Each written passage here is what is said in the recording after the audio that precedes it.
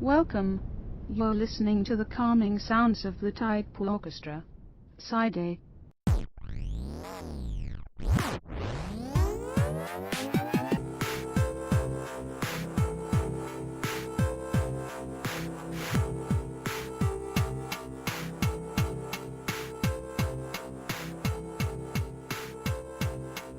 Hello and welcome to another exciting episode of the Tidepool Orchestra. We're at episode 20. I can't believe it. You know, when I started this podcast back in 2012, which was, 7 years ago? Something like that? I did not believe that we would get to 20 episodes. But here we are today, and by we, I mean me and Jordan. Hi, I replaced Mike. I killed him. Wow. See, that's why I wasn't on last week's podcast, because I was planning on killing him. Then I did. I have some questions and comments on what you're saying right now. Number one, a comment. This would explain the pile of blood that I found on my way home. I planted the body on you, so hopefully the police won't hear this podcast because we're too underground. Yeah, that's my other main question, is you're just going to admit to murder on to something... felony. To murder charges, and you're doing it on a pre-recorded format. I am the police. Alright. Don't worry about it. So, we're going to do this a little bit freeform for episode 20. I feel like 20 episodes in, we kind of have a good feel of how it's going to go. So, we have two different topics for side A, and we have some questions which we will answer on the air. Jordan, you had a topic that you wanted to talk about first, so let's go ahead and just jump on in. Okay, sounds good. So, I wanted to talk about Honey Pop. Brian, do you know what Honey Pop is? I think honey is a form of bee vomit that you place on toast. Mm-hmm. Well, and honey pot is a term used for, like, a pretty woman to be, like, a trap, I'm pretty sure, in, like, spy work or something. Don't quote me on that. But Honey Pop, it's also an adult game. And it came out in, like, 2015 or something. And it's an adult dating simulator that uses tile matching to get girls to take their clothes off in front of you. Which is a sin, by the way. Anyway, yes. Yeah. I sin. Just want to throw that out there. Pornography is a sin. Yeah, you don't do any of that? No. At all? No. Wow, Brian's a good Christian boy. Look at this Christian boy here. So wholesome. So anyway, the gameplay? I played it. Yeah, it's just tile matching basically for the main game. There's also regular dating sim stuff where you have to talk to a girl and pick the right answer to get her to actually go on a date with you. And then on the date is when the tile matching happens. After like 5 levels of tile matching and going on their date, the final one, they like make moaning sounds whenever you make good matches. And then if you complete the level, then there is a very sexy photo.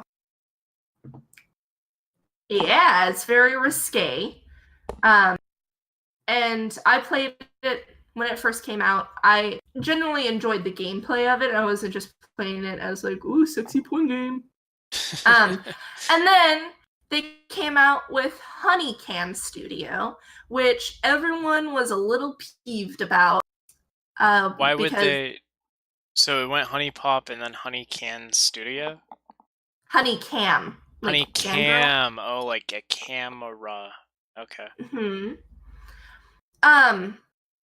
It was just something different. It wasn't like a sequel to Honey Pop, because it's, the developer is Honey Pot. There's a lot of honey in this. Anyway. I love honey.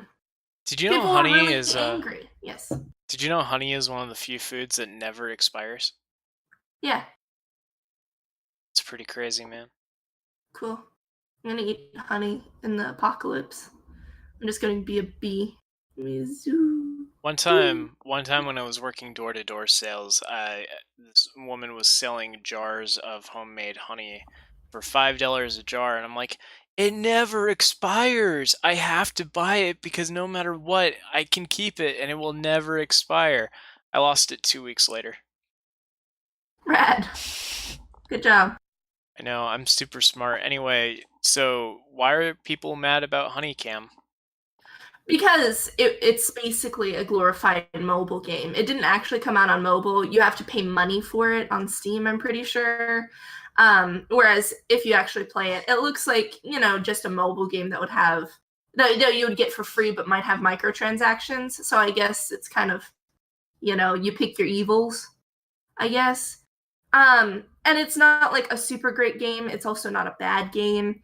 And they don't have all of the same girls that you could date in the first Honey Pop. I think is mostly why people were pissed off, is because it's a mobile game and also it doesn't have all the girls that were original that they like.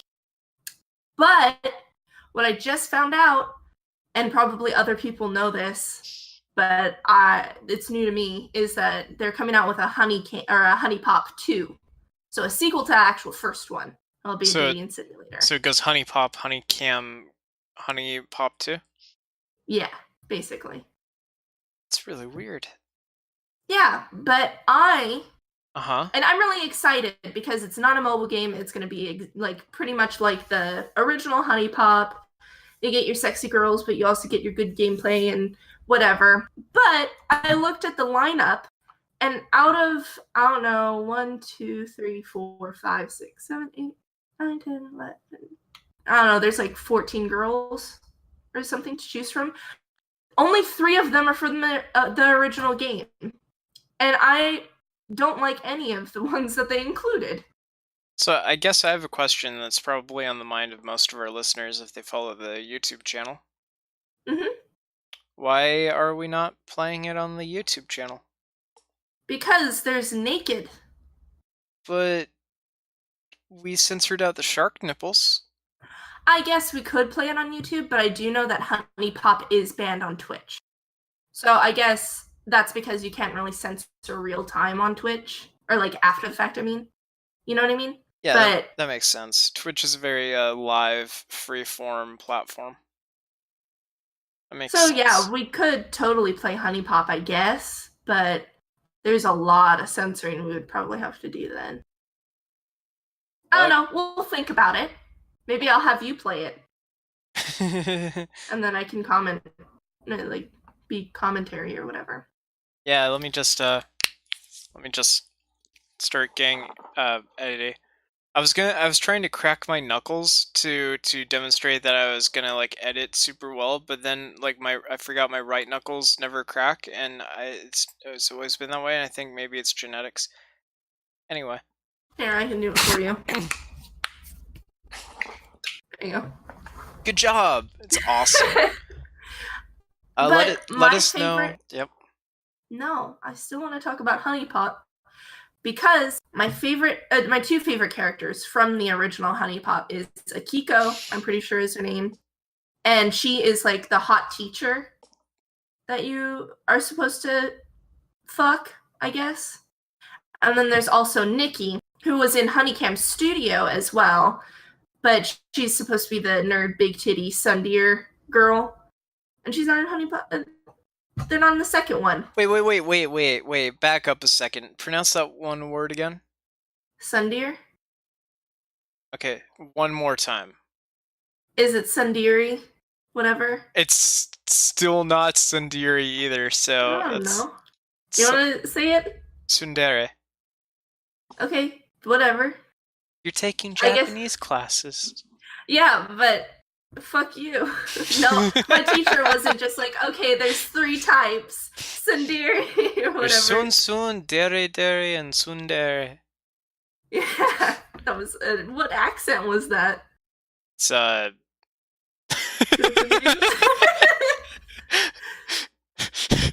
It's, sleepy nail salon patron. It's awful.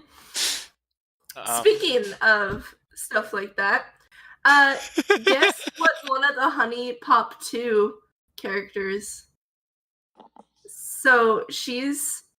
Is she She-Hulk? No. Okay.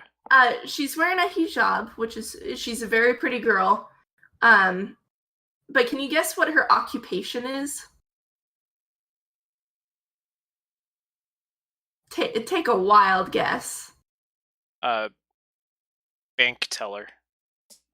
Airport security.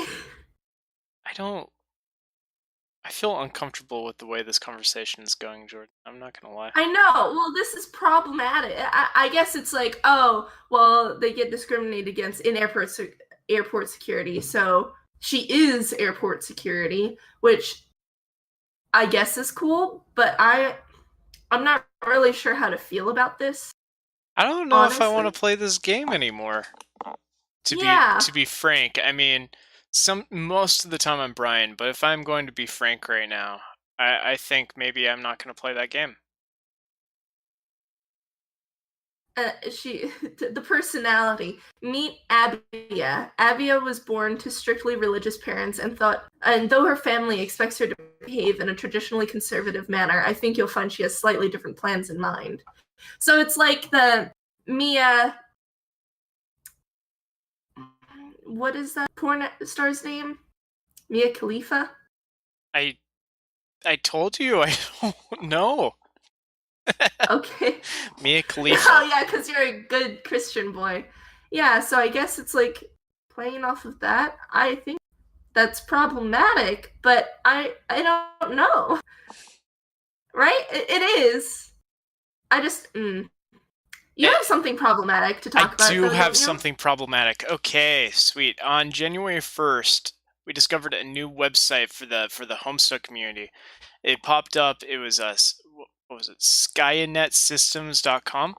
And starting off, it only had just a timer going down, slowly counting down to a predetermined time that people figured out was April 13th, 2029, which is NASA scientists in real life have found this meteorite named Apophis that they think is going to strike the Earth. And the day that they had previously predicted it would strike the Earth was on April 13th, 2029.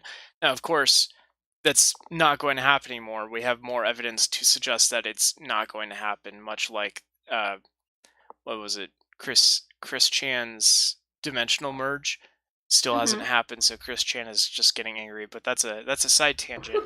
So Skynet Systems didn't really have a whole lot going on. It just kind of had links to the Friend Sims and Hiveswap Act 1, which you can find on our YouTube channel. Alex and I played it.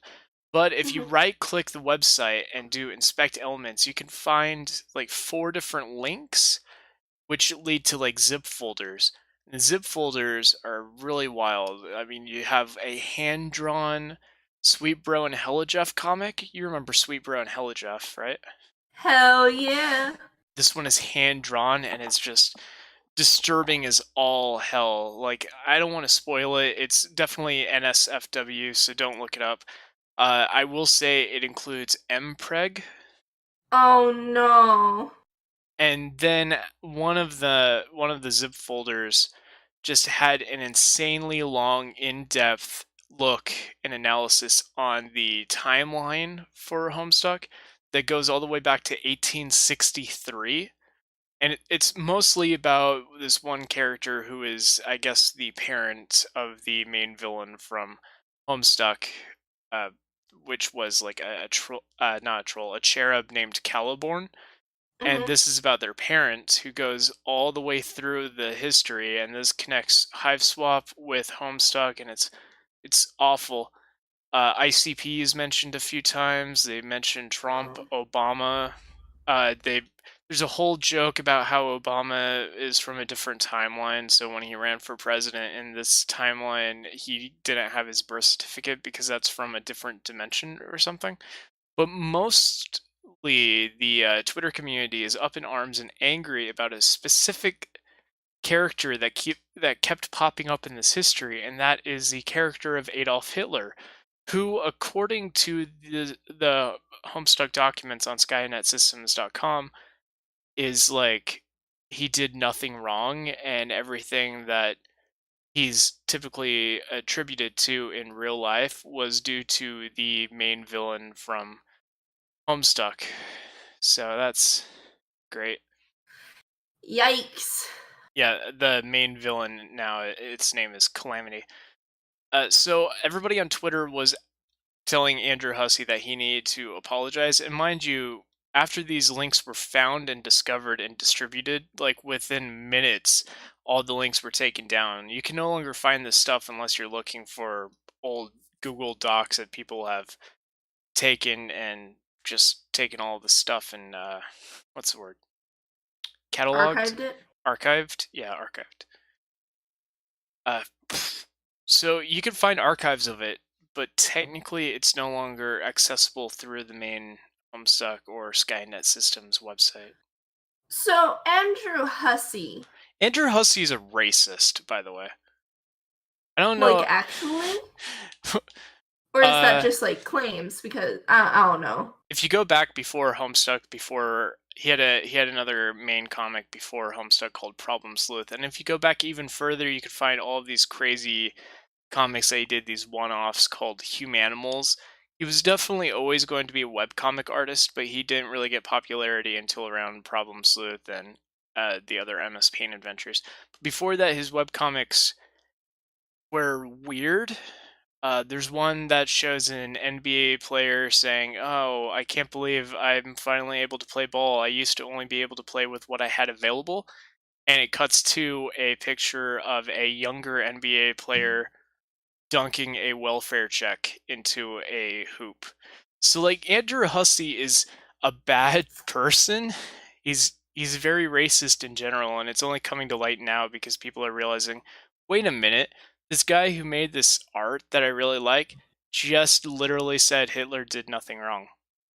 So people are using this and kind of going backwards and retracing their steps, and they're like, wait a minute. Anyway. That's a big yikes, especially since what I find is ironic is Homestuck was widely popular on Tumblr. And you know what Tumblr's known for? Besides their porn, or it used to be, at It least. used to be. Yeah, was their social justice warriors and their, I don't know, just general activism. I think yeah. I think part of what drew Tumblr communities towards Homestuck was the idea of a hemospectrum, which a lot of the main characters in the story were directly opposed to and trying to fight, which was like a metaphor for fighting against racism. But at the same time, it's just everything about Homestuck is weird and in 7 different layers of irony. Well, there's something that seems familiar in terms of there was something happened in like the comic book world where, and I don't really know a lot about this. I only know from what I've heard from other people. But there was this comic book guy that made a comic where basically he made a bad guy that was like Hitler, and he was supposed to be a bad guy and a villain, right? He was making the comic to make him, like, bad, but there were jokes in it that, you know, didn't rub people the right way. And so now he is just known as, like, the Nazi guy. People, like, just straight up are like, hey, you're a bad dude. You're a Nazi, clearly, because you made these comics. And he's like, no.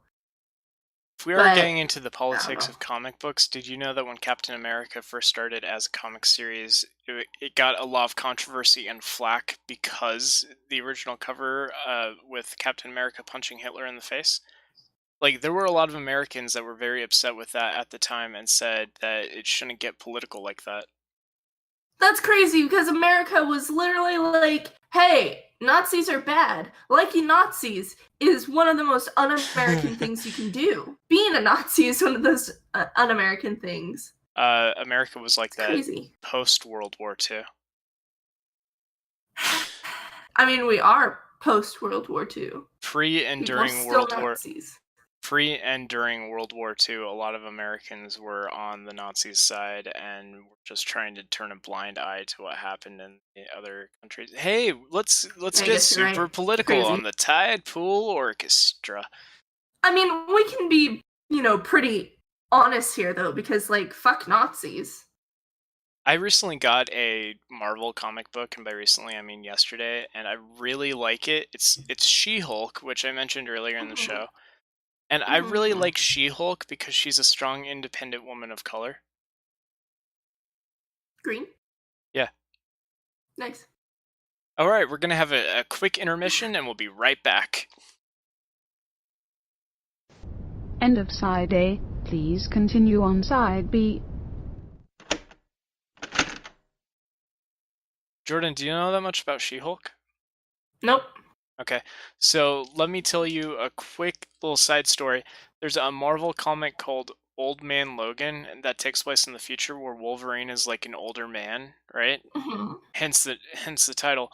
And in Old Man Logan, the Hulk is the main villain, and there's all sorts of crazy things happening in the future. Do you know Hawkeye, the guy who's super good at like bows and arrows? Mhm. So Hawkeye is actually blind in the story, but his daughter helps him out by just standing places where he needs to shoot nearby, and she'll just like call out, "You need to shoot the arrow 3 feet left to where my voice is coming from." And then the very next panel, the arrow just strikes exactly there. So like Hawkeye is really cool in that. Mhm. Now the main issue is a lot of the bad guys in Old Man Logan are these creatures called Hulklings, which are like the offspring of Hulk and She-Hulk, Ew. right? This gets worse. Oh no. If you don't know, Hulk and She-Hulk are cousins. What? Yeah. So She-Hulk, uh, she basically needed a blood transfusion, and the only person nearby was her cousin Bruce Banner. So they are blood relatives in more ways Mhm. than one, of course, because she got the radioactive gamma radiated blood. She became She-Hulk, and that's.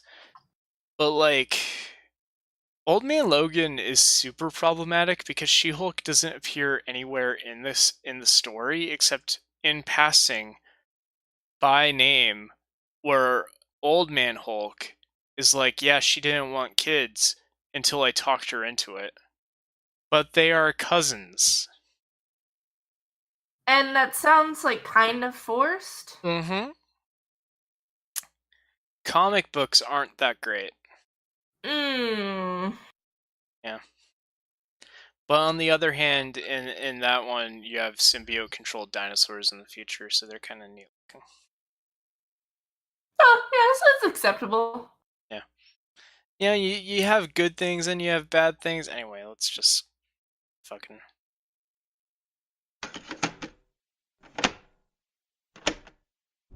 Welcome back. You're listening to the calming sounds of the Tidepool Orchestra. Side B. All right. We're back for side B, and in this side, we're going to have a couple more questions and answers. We're going to ask each other some questions. We're going to learn, and I think we're just going to find out a lot more about each other. Cool. Brian, what's your favorite series on the channel? Oh, that's easy. It's Sonic Adventure DX. Cool. Mine too. Wow, okay.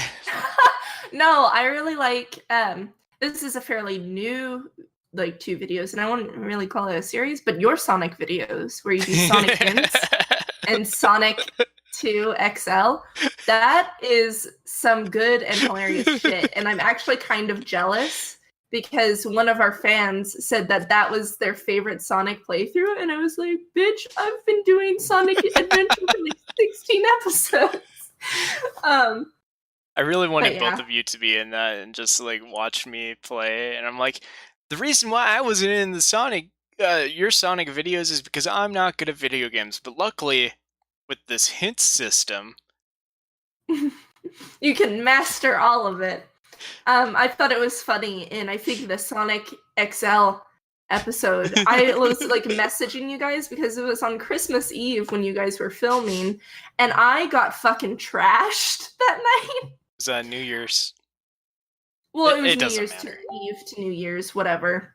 And I was messaging you guys because where I was, like they were kind of ignoring me at that point. So I wanted to talk to you. And then the party started kicking in, so it was totally fine. But I like how Mike was like, should we add her to the call? And you're like, oh yeah, or you asked if we should. Right. And Mike was like, no, she's at a friend's house. But that would have been so amazing, honestly. Hey guys, what's up? I'm Jordan and I'm drunk. Why is Sonic fat? Why is Sonic fat though? And I would be like, haha, I don't know. Yeah. That's funny. I have an image. When I first started learning Japanese, I got really excited when I could actually read some things from like comics or manga or whatever.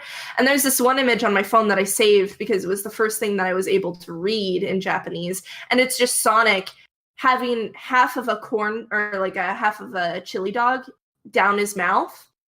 He's just voring it.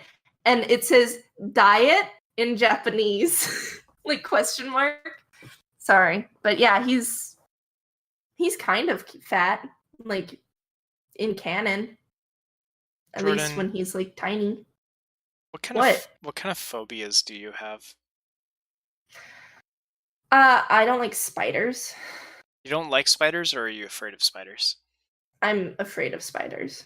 Well, I mean, like, I don't have if there's a spider in a room, I'll like totally freak out if it's like a tiny one. But definitely if there was a tarantula or something bigger, like a huntsman or like a black widow or something, I would freak the fuck out. So. When's your birthday again? The 17th or the 19th? 16th. 16th. So close. So close. So that's in about 2 weeks. So you're probably not going to like my gift. I'm going to have to return it. Was a tarantula? No. It was 25 tarantulas. A big pile that I was going to have to jump into. Oh, darn. I'm sorry that you thought I'd like that. Oh, golly gee. Oh, well. What are your phobias? Clearly not spiders if you've had 25 tarantulas in your room up until this point. They're just in a pile in the corner over there. It's fine. They guard the door. See, I do this weird thing that even though I'm totally afraid of them, I will watch like YouTube videos of people taking care of tarantulas. And when they walk, they make like the hissing sound because like something is rubbing together. It's so gross. I thought you were going to say, even though I'm afraid of spiders, I will still watch YouTube videos of Spider-Man. And I was going to be like, oh man, me too.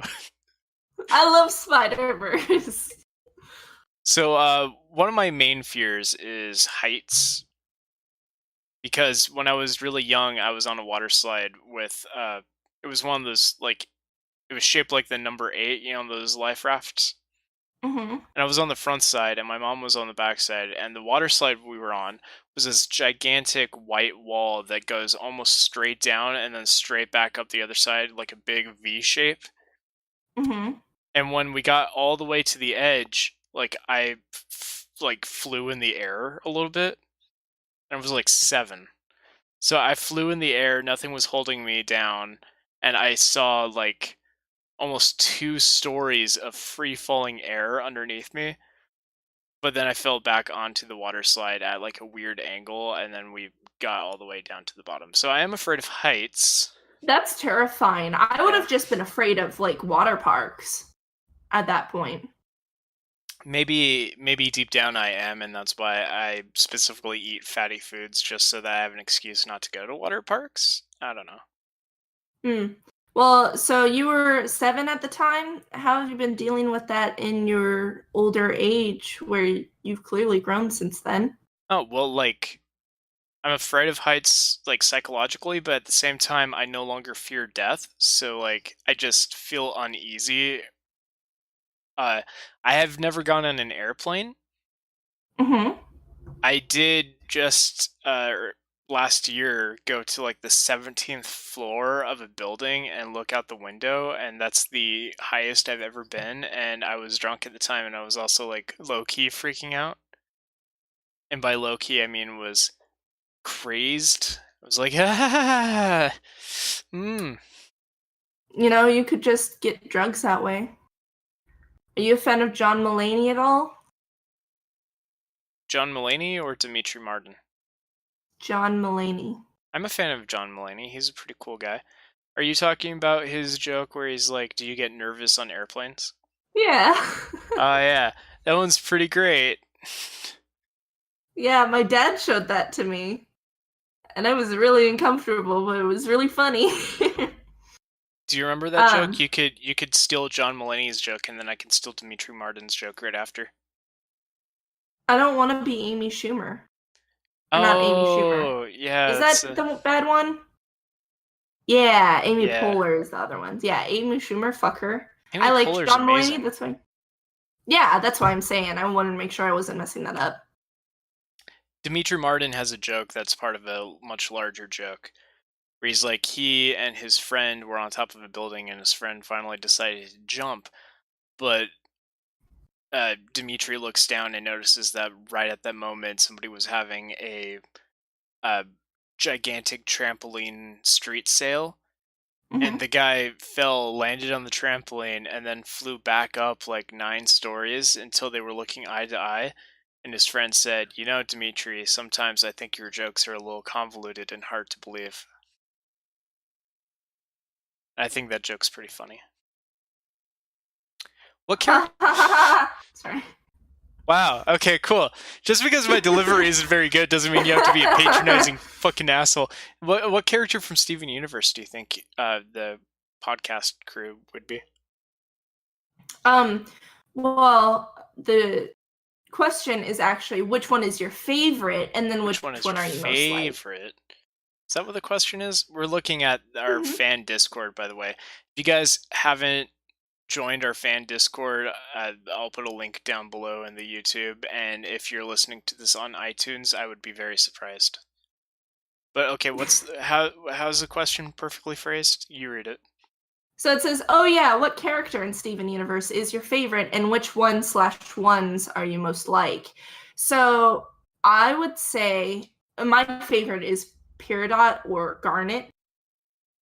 Um, I'm not really sure which one I most like. I definitely think Mike might be an Amethyst. I feel like Amethyst would be Mike's favorite character, but I'm not sure if Mike would be Amethyst. Who do you think he would be? Do you think he would be upset if I said he was most similar to Ruby? Oh my god. I mean, I hope not because I kind of agree. Yeah, I'm pretty sure he would be Ruby, and Cat definitely seems like a Sapphire, and maybe their relationship will blossom into the Garnet that we all know they truly can be. Mhm. I ship them. My favorite Cool. character now, my favorite character is Lapis if we're talking gems, and if we're talking about the entire cast of characters in Steven Universe and not just the main characters or the gems, my favorite is PD. Oh yeah. Okay, that is something that I'm glad you just made distinct, because if we're talking about gems, Peridot is definitely my favorite, but if we're talking about just all of the characters, it is definitely Greg, and you would know that if you watched our 35-minute long recap. The video's so goddamn long. It's so long. Just skip to the good parts, which are every time I appear. No. I disagree. I think it's every time Mike appears, but okay. All of it is good. I actually, yeah, it's good. Just Watch it if you have skip the time. Brian parts and you'll be fine. No. But yeah, so Greg is definitely my favorite out of everyone. But Peridot is really good. And I wish that I was a Peridot, but I don't know. I don't know which other character I would be. But when we were writing the script for the YouTube video stuff, you said that I would be a Lapis, which I feel is partially true, but I don't feel I'm as emo. I don't see Lapis as being emo lately. Yeah. The episode where she's on the moon and she's like just looking at all of her friends and singing a song, that doesn't really seem emo to me. Like the song is about fitting in and wanting to be a part of a larger community, whereas I personally view being emo as like complaining more so. Like it's a similar situation, I think, but it's a different outlook. Yeah, I guess. And also, I really do like the I'm Bob. Yeah. Yeah. It's like the difference between millennial and Zoomer nihilism. Hey, you know what?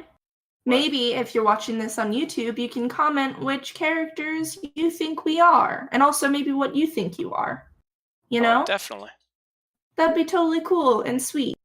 Hell yeah. I think I'm Topaz. Yeah. Yeah. I'm just gonna have a nice relationship with myself. Well, and you're also like a sweet, but also people think you're scary and you don't really show emotions that much. Yeah. Unless, something bad happens. So speak softly but carry a large plush. Mm-hmm. A quote that Teddy Roosevelt so very nearly said. Radical. Hey, did you know that the teddy bear is named after him? Yeah! That's why we call them Roosevelt bears. Yeah, duh. Did a Teddy Roosevelt impersonator ever come to your high school when you were in school? No, but you should tell that story and then I'll tell my weird high school celebrity story. Okay, cool. My story isn't that interesting, but I was taking AP US history in like my junior year of high school, and we were talking about Teddy Roosevelt, and he's one of the coolest presidents, I guess, because of his environmental conservation stuff. I don't really remember a lot of the US history. I'm not a big history buff, but I don't know. He seems like an interesting character, and the fact that he was a badass, like he got shot and like continued on with his speech. I'm pretty sure he's the one that did that, or one of the presidents that did that. And so we go into the auditorium because we have an impersonator, and that guy was fucking cool. He looked exactly like you would think Teddy Roosevelt would look, except maybe this guy showered a bit more, probably. Which is good, honestly. Yeah. And he just talked about different stuff. He talked about the teddy bear, and I sat in the front seat, and I wish I got a picture with him, but it didn't. That's it. What's your story? Did I ever tell you that time that Arnold Schwarzenegger came to my school and took away the soda machines? You have, but I don't think you've talked about that on the podcast, and I don't really remember that well. So go ahead. So when I was growing up, I lived in California, and around the time that I was in high school, the governor of California was actually Arnold Schwarzenegger. And he decided to do a healthy campaign, and he would go around to all the different public high schools and talk about better eating habits, which I find ironic because every single day at that school, the only thing everybody ate was the pizza that was provided. Like $3, you get a slice of pizza and a carton of chocolate milk. But we used to have soda machines. Arnold Schwarzenegger came in and he gave a speech inside the cafeteria, and while he was giving the speech, his aides were going around unplugging the vending machines and then loading them up on dollies and taking them away. So I am in this weird situation with some other people from that high school where we can honestly say, hey, Arnold Schwarzenegger came to my school, took away the sodas. Mm-hmm. Yeah. That's in Obama's presidency, where Michelle Obama had the entire, healthy living kind of spiel thing. Yeah. I was in Mississippi when Obama first became president, and I remember having to do the weird fitness stuff, and me living in Mississippi was the fattest that I had ever been. When I was younger, I was a pretty chubby kid, but I usually weighed, 160, 170 for like my height. That was pretty fat. But when I moved to Mississippi, because my grandparents would feed me cornbread and soaked in buttermilk, like an entire buttermilk thing, I fucking hated it. It's so gross. But they were like, you need to drink whole milk and cornbread. It's good for you. I got to like 200 pounds. And then this thing happens, and I'm sitting there with a bunch of other kids. I had just moved there, so I felt totally out of place. And I'm just like struggling through the monkey bars, like heavy breathing. It was awful. And then I moved back to Oregon. And, I'm, in high school. Like, this is fast forward. I moved back a lot, like, about a year after being in Mississippi. But then you fast forward, go to high school, and they start changing the soda machines from regular soda to only diet. Diet soda is actually worse for you. I know, that's what I'm saying. So there's like 2 BS things that happen in my life because of that stuff. I mean, good for you, Michelle Obama. You know, being healthy is very important, but also my school probably made that choice because of that, and it was the wrong one. I still drink soda every day. It was just diet. And now I'll probably, get cancer 2 years from now. I did think it's funny if you look at the different excuses they were using for school lunches around that time and beforehand, where pizza was classified as a vegetable, which is the stupidest shit. Mm-hmm. Because they're arguing that it's a vegetable because it has tomato sauce, but tomato is a fruit. Oh my god, there's so many stupidities. One, pizza doesn't even have a lot of tomato. It 2, doesn't. tomatoes and yeah. Crazy. If anything, it should count as the grains. It's mostly bread. Or fat. There's a lot of grease. Oh yeah. So much. God, it had the school pizza. I miss it so much because it was even greasier and better than Sbarro's, Mm-hmm. but around the same size. Neat. My school pizza was just tiny flat bread. It was kind of actually gross. The little I think most rectangle people, ones. yeah. That's what I had all throughout my schooling. In Yeah. Mississippi, though, I was in 5th grade when I was in Mississippi, and their school lunches were actual good Southern living kind of stuff for the most part. I mean, they did have pizza, but one time they had like shepherd's pie with a shit ton of cheese. That shepherd's pie is the best thing that I ever ate. I tried to recreate it by going to the Cheesecake Factory like 5 years ago, and it wasn't the same. God, I remember back in like 6th grade, like 3 or 4 months before I moved from elementary school to middle school.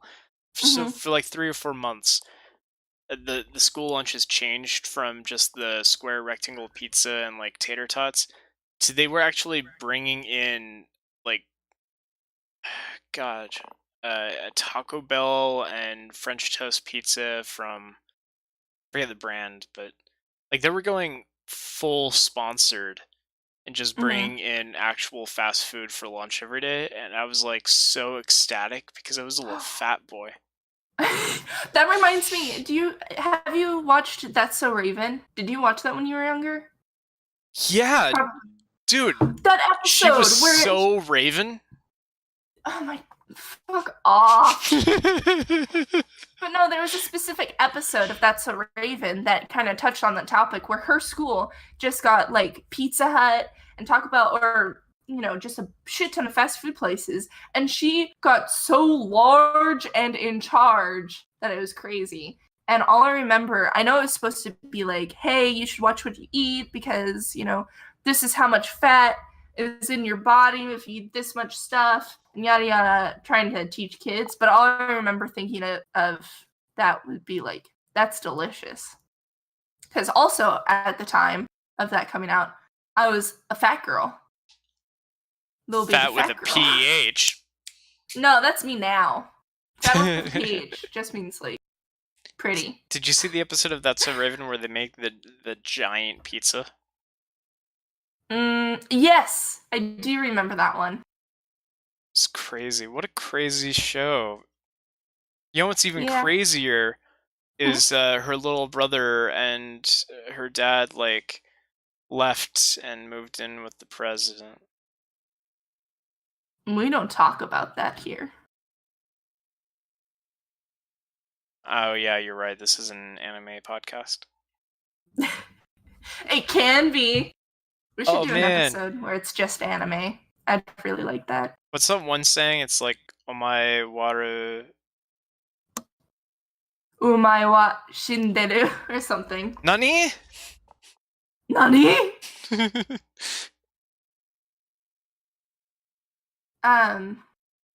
I guess we're just learning that Disney made a remake of That's So Raven. Maybe she is talking about Cory in the house. I doubt it. That's terrifying. Disney needs to stop with their reboots.